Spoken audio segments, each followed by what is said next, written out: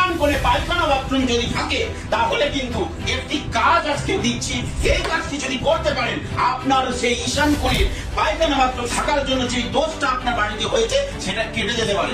নমস্কার বন্ধুরা, আমি শ্রীধরাই। আজকের টোটকাটি হচ্ছে একটি বড় কলসি নেবেন। কলসিটি কিন্তু পেতলের হতে হবে এবং সেই কলসির হাফ সমান জল নেবেন, গঙ্গা জল। তার মধ্যে 1 পোয়া অবশ্যই গরুর দুধ দিতে হবে। তার মধ্যে 4টে ভর্তুকি ফল, 4টে লক্ষ্মী কড়ি, একটু কাম সিঁদুর, একটু অষ্টগন্ধা সিঁদুর এবং একটু নীল তার মধ্যে দিয়ে সেই কলসিটাকে আপনি হলুদ কাপড় দিয়ে মুখটাকে বাঁধবেন।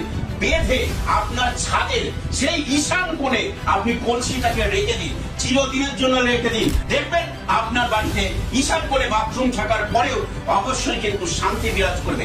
বাংলা সুস্থ রাখুন। নতুন টোটকা নিয়ে আমরা হাজির থাকবো। জয় মাতা।